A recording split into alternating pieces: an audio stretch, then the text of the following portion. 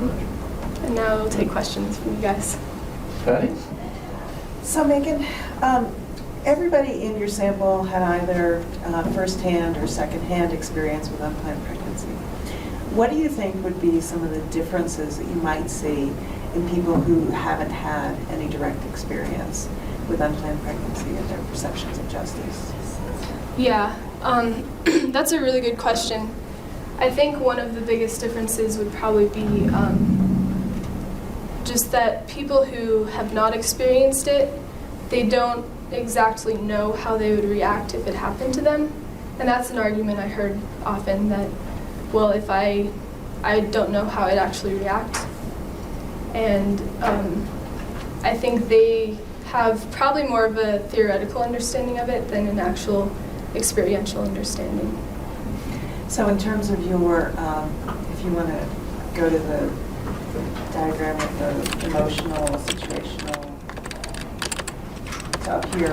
Oh, no, Nope. you're good. Okay. That one. So if we think about that particular mind, where do you think those differences might lie? Well, I think that's a good question, but it partly depends on what kind of time span has passed since the experience. So for instance, the woman who I called Connie, she had experienced an unplanned pregnancy and went through an abortion, but it had been decades since that, and she actually had a socially focused response. And so, and then when you look at Ethan, who had just experienced this a couple of years ago, he had an emotional response. So I'm thinking as they start integrating their experiences with their theories, it starts to become more of less of an individual, oh my gosh, this is stressful, scary, and then, well, into more of what do we do about this? What can we do to improve the justice in this situation? So then, if it is difficult to sensitize people to pregnancy, even when they are pregnant, how would you train natural helpers to do it better or differently? So are you asking how we can help people to empathize with unplanned pregnancy? As I recall, your third suggestion was that we prepare the community to do a better job. And your informants are people who have either been in the job or who have in fact been pregnant. And you were explaining to Patty that it's difficult for people who are initially experiencing pregnancy to sort of figure out how they're supposed to respond. Get kind of I'm removing it one step further and saying, how would you better prepare natural helpers who haven't been pregnant, who aren't pregnant, and who are just being trained to give more community support? Yeah, that's a good question. I think part of it would be just looking at this table here. Actually, I think it's back here. Just looking at the top there, how to establish an attitude of empathy. And I think part of that is exposing the internal conflict that woman experiences. I think part of it also is just getting experience, because a lot of these helpers, they are trained in theory, but to actually be around these women, you can learn a lot from that as well. And even if you can't be around, if in your profession that's not possible, I think partly just reading or listening to stories from these women can help with empathy. Can you identify courses that you've had at CSU that prepared you for this kind of helping? Definitely. Ooh, Yeah. that's exciting. Yeah, definitely. I'm really proud of the education I've gotten here, to be honest, and that's not just a sales pitch or anything. We'll sign the form. Yeah, my sophomore year I took a practicum course in communication skills, and we actually went over skills necessary for active listening. Pretty much it was a year course on listening. And that is something that's so important. I think it really needs to be taught in other fields too, because you do interact with people no matter where you work.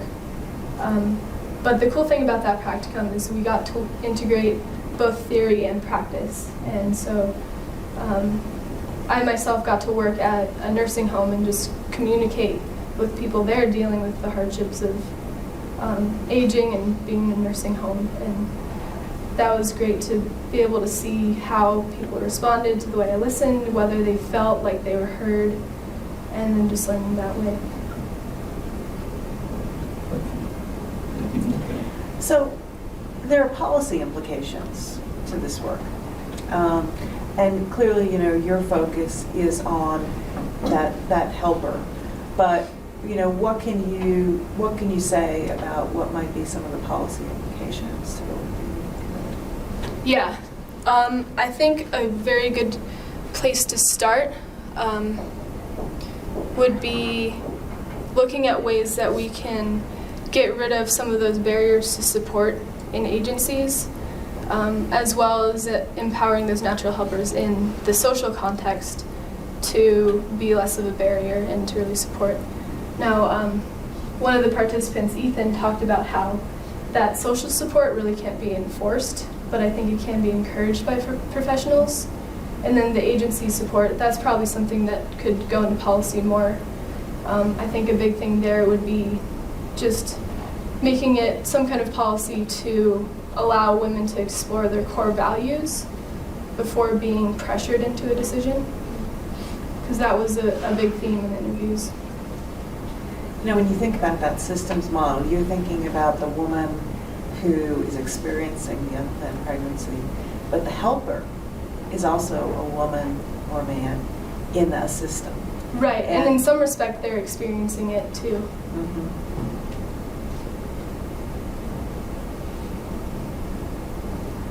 So do you have specific barriers in mind? The pregnancy occurred because of a lack of barriers, and now you're talking about getting rid of barriers. No? Isn't that the metaphor? I guess so. Okay. So is your question about birth control? No, my question.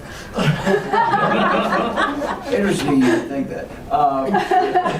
The question is about what barriers, for example, in agencies, that you would want to get rid of in order to make social support more available. Yeah. I think one of those implications would be education. So not only in clinics or pregnancy resource centers, but also in schools, encouraging critical thinking about the subject. So instead of just saying, well, this is how it should be and this is how you protect yourself, telling them, is this important to you? Why or why not?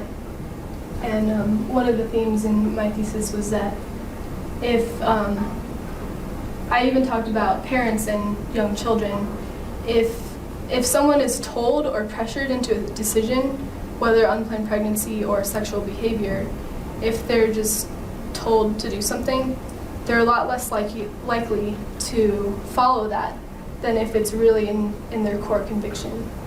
So finding a way to help those agencies encourage critical thinking and encourage people to think beforehand on their sexual behavior, I think that would be a big step. From your experience, leaving aside your experience as a child of a fine couple, have you seen that well handled in American institutions? It seems to me you're talking about sexuality, and that's not even safe to talk about in public, is it? On television, it's okay, but otherwise. Yeah, you're right. The media definitely, I think that's another aspect of critical thinking that, the media, a lot of people who were interviewed talked about how that was a negative influence and even an injustice toward women in the way that they handle sexuality and in the way that they portray that femininity really just depends mainly on a woman's sexuality, when really there's all these other aspects of her. So I think in agencies and schools and even parents can talk to these young men and women, and women can talk to their partners, of course, about what they think about the media, instead of just passively consuming it, saying, hey, let's talk about this. And then also making it less stigmatized to talk about different options. With options with what to do, sorry, options regarding what to do about a pregnancy, or because a lot of women who were considering abortion felt stigmatized because they did not feel like they could go to their parents, for example, if they had an unplanned pregnancy, especially if their parents were religious, which ironically would encourage make the option of abortion seem that much more attractive. If they couldn't talk to anyone about an unplanned pregnancy, it would be that much more tempting to try to stifle it and not tell anybody. Let me change the subject a little bit, and then Patty might pick up on this aspect, because it's not one in which I'm a specialist. You were talking about your model, your methodology, and were critical of having 7 different informants giving you 7 different cases. And I understood you to be saying that you thought there was a better way to do that. What would that be? My research suggestion would be for all these different people to analyze a single case. I don't think it necessarily would be better, but I think it would help answer some different questions. So just showing how all these different perspectives can interact to look at the same situation.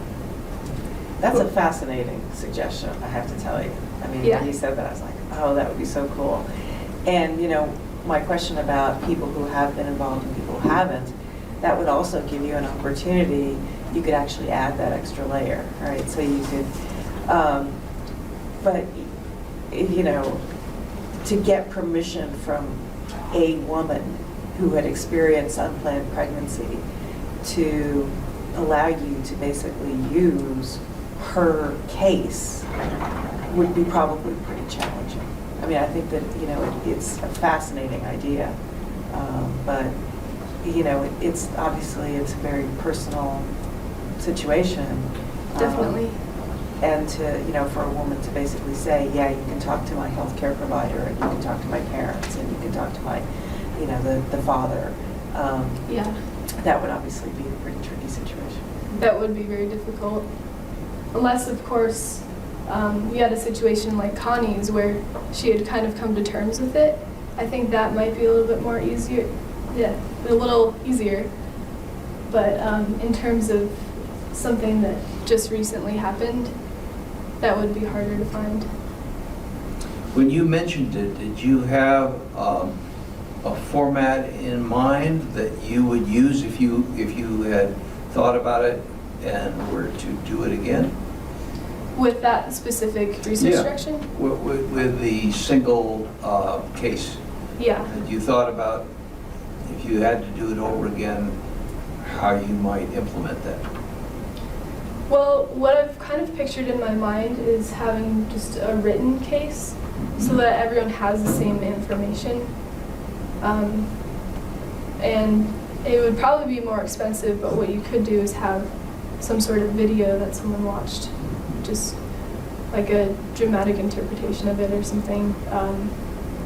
Or I don't know, but that would also provide more potential for bias, because if there was a video or even someone explaining it out loud, even the inflection of their voice could inflict the speaker's perspective. So I think if it was on paper, and there are certain bullet points about the situation, it would allow for more of the genuine participant's perspective to come through rather than just interpreting something. Would you ever consider doing it in a group?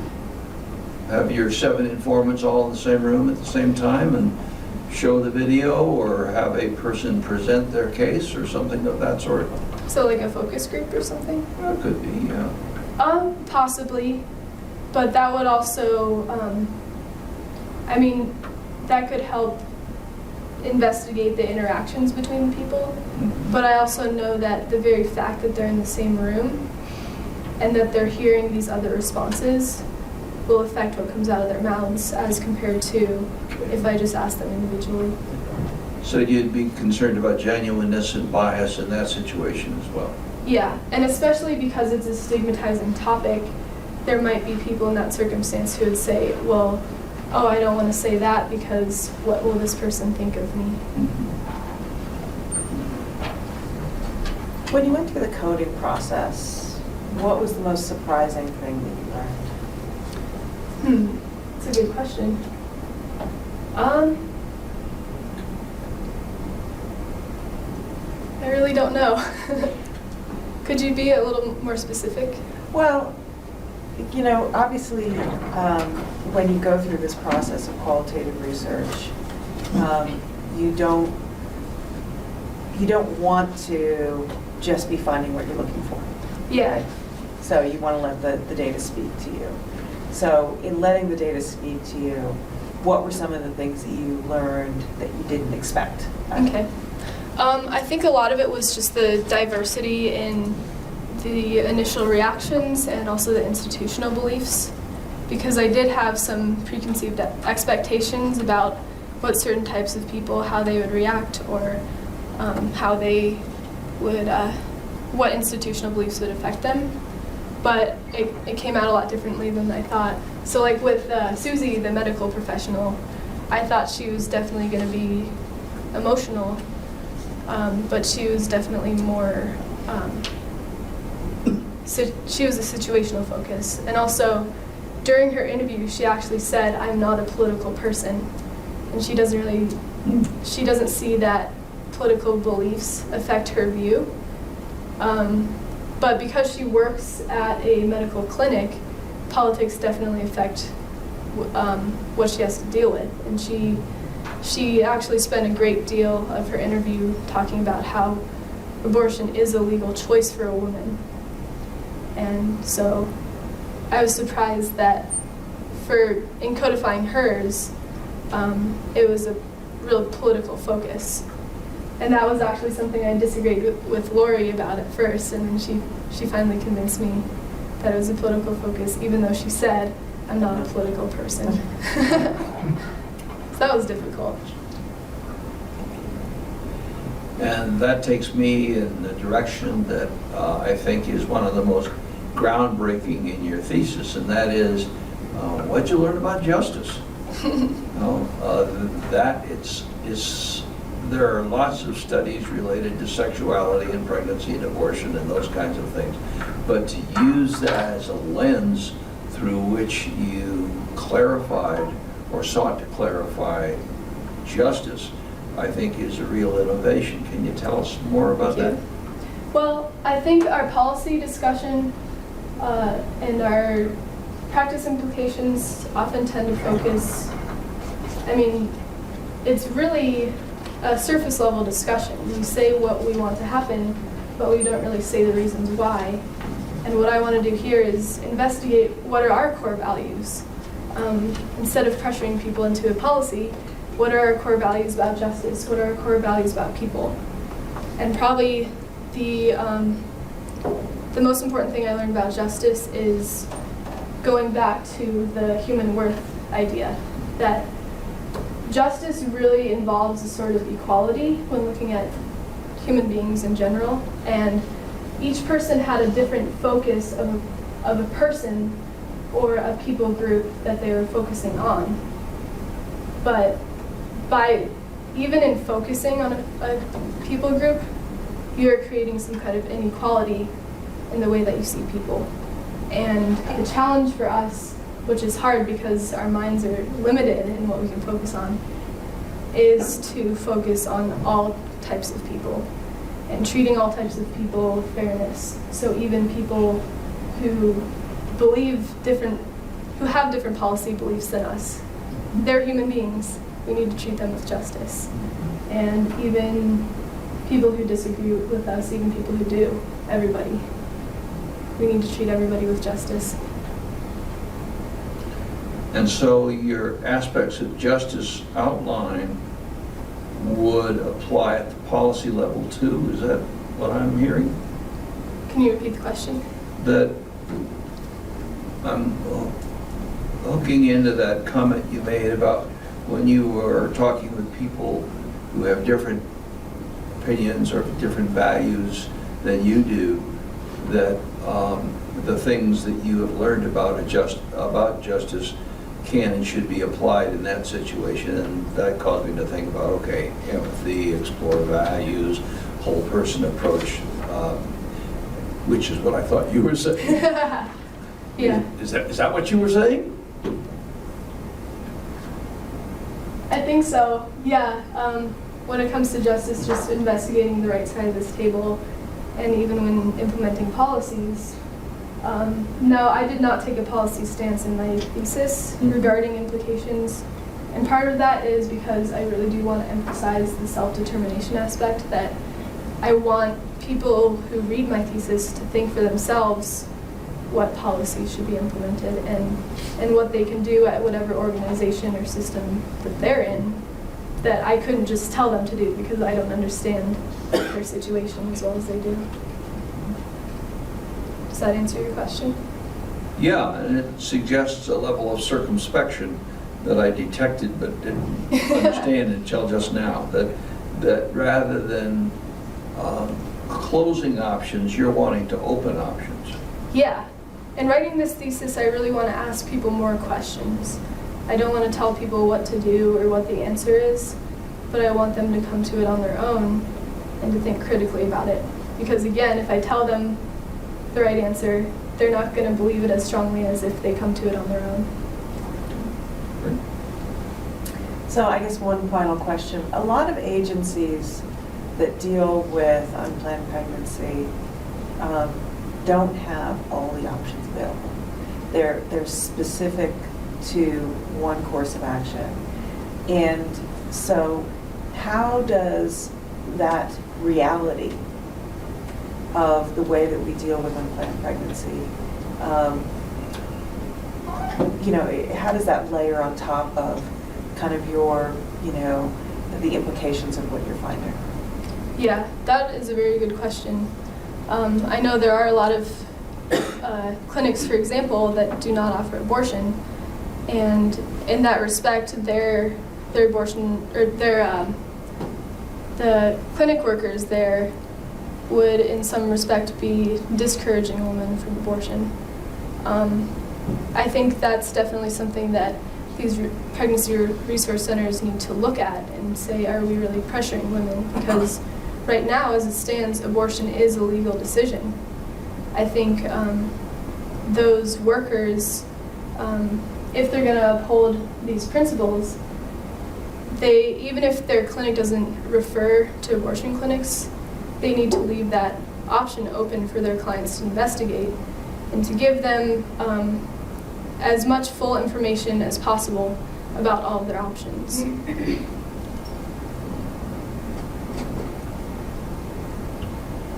Well, I have more questions, but I think it'd be more fun to see you with the lions. Questions, comments? Shane? I don't know, maybe it's just kind of a comment, but as far as the justice belief diagram, it seems like a lot of these kind of overlap as far as views, morality affects human worth, and religion affects, philosophy affects human worth, or sexuality and morality, I guess. How do you separate that with? Yeah, thanks for pointing that out. In fact, I think I actually agree with you that these, like the diagram before it, are not mutually exclusive, but they really do interact with one another in complex ways. So a lot of people in their beliefs, for example, can't separate their views about human worth from their views about politics, or their views about morality from their views regarding religion. I think they're definitely related, but when it came to the codification process of the data, there were certain focuses that came out. So the quote I had up here by the young mother talking about the family that helped her, that was an example of morality, but I think it was also talking about human worth and how they really valued her as a person. Another example was the human and civil rights activist. He was talking about philosophical views and religious views, but those were related to the ideas of moral relativism and absolutism. So you're right about that. They're very interrelated. So the codification process obscured that? Obscured what? Obscured the interrelatedness of all of those elements? I think it pointed out different categories and different people connected them in different ways, but they weren't always, like, morality wasn't always connected to religion. And so we made those two different categories. So, and that's a caution then in methodology, that you have to be careful in codification that you recognize that there's an interrelationship. That's what I thought you were saying. Yeah. Okay. That's Yeah, and right. Megan didn't count, per se, and that's kind of a difference Yeah. in different types of analyses of qualitative data. If you were counting, then you would have to be very specific about whether these were mutually exclusive categories or whether a particular statement could fall into both. Yeah. So if I You didn't had do that. If I had like a sample of 50, those lines would have to be really clear. Although that would be really hard to do because they are interconnected. Other questions, comments?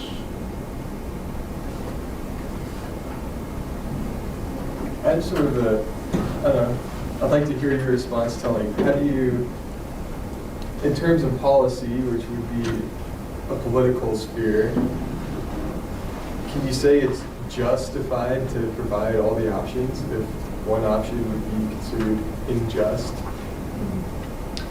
I think that's a question that a lot of practitioners would ask. And I think, again, it's a matter of exploring your core values and seeing what your view is of justice and what is most important to you. I think there's a lot of professional activities you can participate in, and those might look different in different contexts. So for example, if you do work at a clinic that doesn't provide abortion, obviously you are not required by your agency to provide abortion.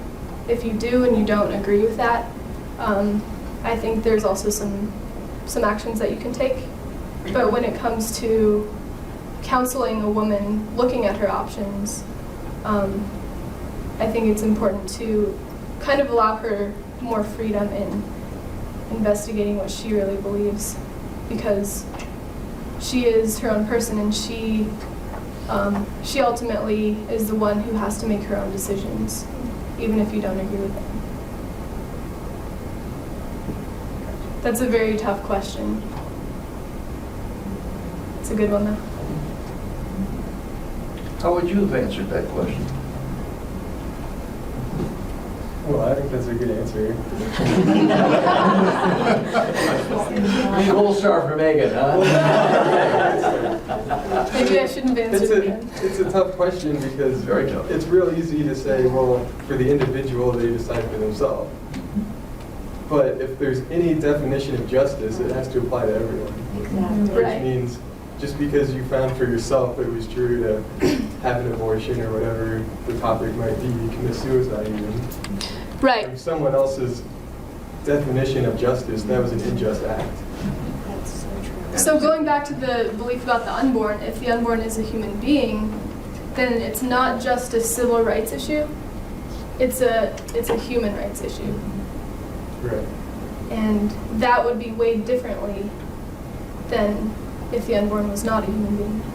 And I think that's even a discussion that society needs to have too, about can we come to an agreement about what the unborn is based on not just our religious beliefs, because we all have different religious beliefs, but things that we can look at objectively, like science. Is there some kind of answer that we can come to that is not just based on circumstance? Because the other, I guess, my idea of justice is the only time justice is relevant is if there's two people. If I exist in the world by myself, nothing unjust will ever happen to me. But Right. as soon as you have two people there, justice is all of a sudden relevant, and if they believe two different things, someone's going to have something unjust happen to them. Right. So I think that's why policy is such a Yeah. hard thing to define, because it's like, do you go the democracy route and 51% of the popular vote is what's justice, or Yeah. do you take the religious stance and say, well, this is what God said, so that's justice, and there's lots of different routes to go. And Right. it's hard to say, You touched on just how complex this whole topic is. And I think that's why critical thinking is so important, because there are so many people saying this is what's just, but they have their own perspective of it. And that's why we need to investigate all these perspectives and then come to a conclusion that's well-founded and then take action. Wait, oh, sorry. Would you answer his question the same way if it applied to a friend talking to the mother who was pregnant? What do you Because mean? you talked about how, like, in a clinic, if they didn't have, like, that option, then they didn't have to talk about it. Or, I mean, you thought that you should give them all of their options. What if the mother went to a friend or a religious leader or something? Would you say the same thing? Would you? Yeah. That is a really good question. Might need a minute to think about that. I think when it comes to policy, it's harder for clinical workers because they are bound by the law. But ultimately, I think they do need to uphold the values, whether or not their clinic upholds those values of justice. And I think what probably the main thing is meeting the client where she's at, or meeting the friend where she's at. So if she's not considering abortion, you don't have to talk about it. But if she is wondering, I'm really thinking about this, what do you think about it? I mean, if I was a friend of that person, I would tell them what I know about abortion. And I'd give them information about it, and I would not say, oh, you can't talk about that. Because then she'd leave that conversation still thinking about it. It might resolve that on the surface, that she's not allowed to think about that. But if she was thinking about that, then she'd probably still walk away wondering, I wonder if this is the route I need to go. So I would say to help reduce the stigma, and even if you don't believe in abortion, it's never good to pressure someone into a decision, but I would suggest don't be afraid to talk about it. Because that woman, if she's going to receive support from you, she needs to feel okay telling you all these options that she's wrestling with. Does that answer your question? I think in terms of future directions, one of the things that hadn't occurred to me until just now is the developmental aspect of this, because of the fact that so many women who experience unplanned pregnancies are under 20. Yeah. That, when we think about the development of moral beliefs and the development of these sort of concepts of justice, that might be, in terms of future directions, that might be an interesting. Yeah, definitely. And that's tough too when it comes to self-determination, because with people under 20 and the way that their frontal lobes are developed, are they really in a place where they can make an informed decision? And that has implications for, well, maybe they need even more support from people in their lives, but that is a really good research direction. It's a great idea. Anyone else? I had an observation question. I really appreciated your context of pregnancy diagram here. I thought that was really sweet. And looking at it, I just wondered, I just don't see the man on there anywhere. Like, would he fit into the parents, siblings, relatives, friends, classmates, coworkers section, or is he sometimes like in the little, like the smallest microsystem with the woman going through all the same things, thinking about it? So I wondered where he would fit, and then also, and maybe, I mean, obviously it's all about justice, and maybe you wouldn't have an opinion of where the man should fit, but. That is a good question. I would say, just based on what most people I see believe, it would probably be either the microsystem or the mesosystem. And there's a typo there that other one should be the mesosystem. Yeah, my mom pointed that out, but I forgot to change it. Yeah, I mean, microsystem usually is just one individual. So looking at that, he'd probably be in the mesosystem. But I know a lot of people, like in the Bible, it says that a married couple is one flesh. So they might be considered so close. And especially because that man was part of the reason this new need was created, that the unborn was created. I think you could justify either. How would it change your approach if you did it the other way? Considering the man as part of the microsystem? Considering the man as part of the microsystem, yeah. Okay. I think that would definitely include inviting that romantic partner into those conversations. Yeah, so just talking about options, support that's available, and then... So that would be an important part of your justice diagram too, that when you are working with a pregnant person to explore their values, the question of where the father of this child fits in is an important area to explore. Yeah. And that would determine the micro-meso response, I think. And sometimes that's a tough conversation to have. Definitely.